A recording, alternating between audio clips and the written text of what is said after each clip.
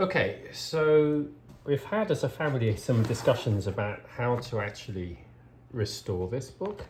And a couple of things have actually surfaced which are kind of cool. The first thing was I actually levered away what I thought was just a layer of sort of card and paper here. But there's been a bit of an interesting finding, which is there's actually underneath here, that's vellum. So there's binder's parchment, but binder's waste actually under here, under both of these actually, which is why this actually has such a strong shape. Here you can actually see the edge of it just there. That's vellum, binder's waste. It's a very, very strong material. So that actually is a stroke of good luck, because what it means is I can actually go underneath the leather, make holes, have the holes come through, and then glue everything together such that this actually covers the twine that I'm going to put through the hole on the underside as well as on the top side. And it'll just make for a lot cleaner sort of finish here when we finally do put paste down on it, which we will have to. I'm going to be using this sort of Gampi paper to sort of cover this when we're done.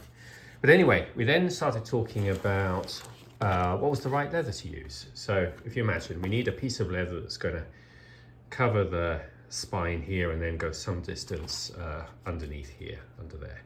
So option one was this panel. This is a 1730s book that I've been using for bindings. I have a lot of this particular vintage of books.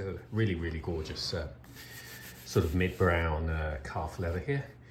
So this would be option one, which is we soak off this leather and then use this underneath. This is quite a tough, thick leather. So the result's going to be a book that's actually quite stiff. And this is a lighter brown, but it would still look very, very nice, I think. So that's option one. Option two is to go for this really nice goat leather. It's an almost perfect match color-wise, almost. It is quite soft. So the result's going to be quite a soft leather covering 3 really large raised bands when we're all said and done.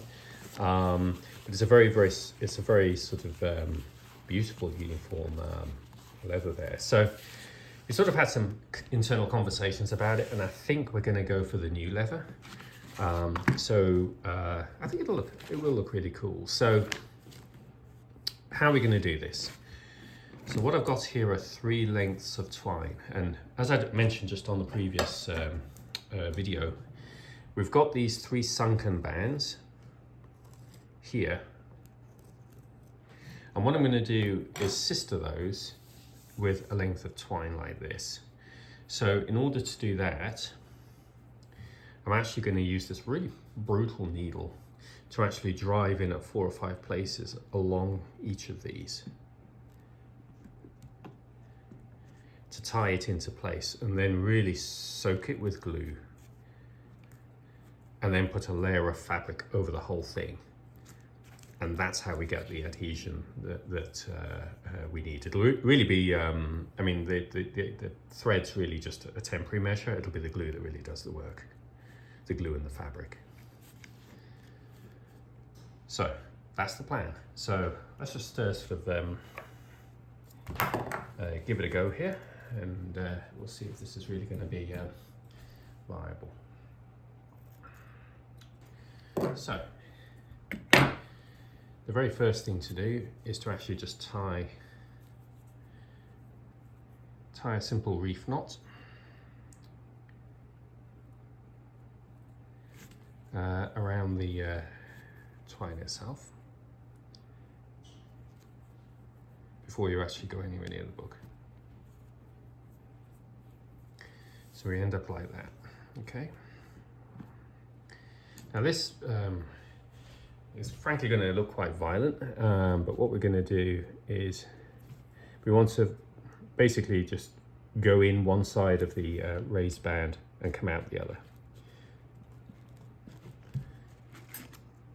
what I'm going to do is just literally just piercing a hole through the loop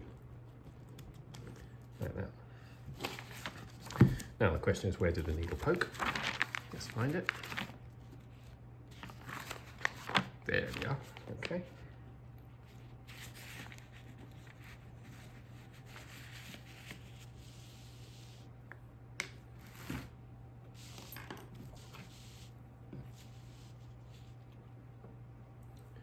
And we're going to find exactly that same page, that same location. And we're going to drive back around 1/4 of an inch further up. So we're going to be coming through the other side. Oops. Make sure we're the other side of the raised band.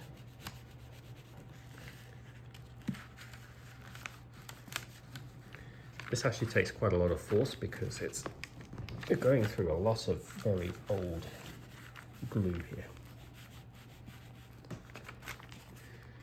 I'm going to relocate slightly.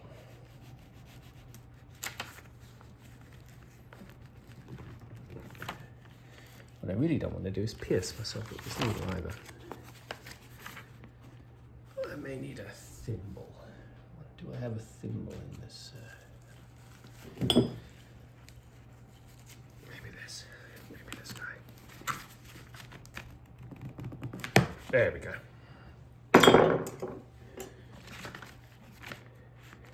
we go. There we go.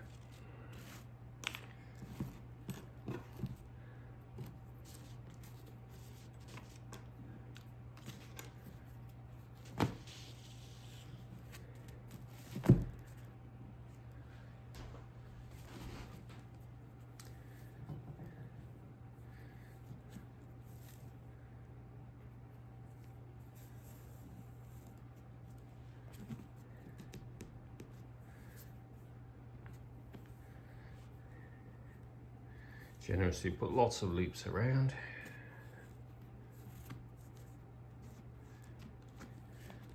Like so. And we're literally just going to repeat that process 4 more times along here. And then we'll do the same up here, until we have these all thoroughly attached and can move on to gluing and putting the fabric on.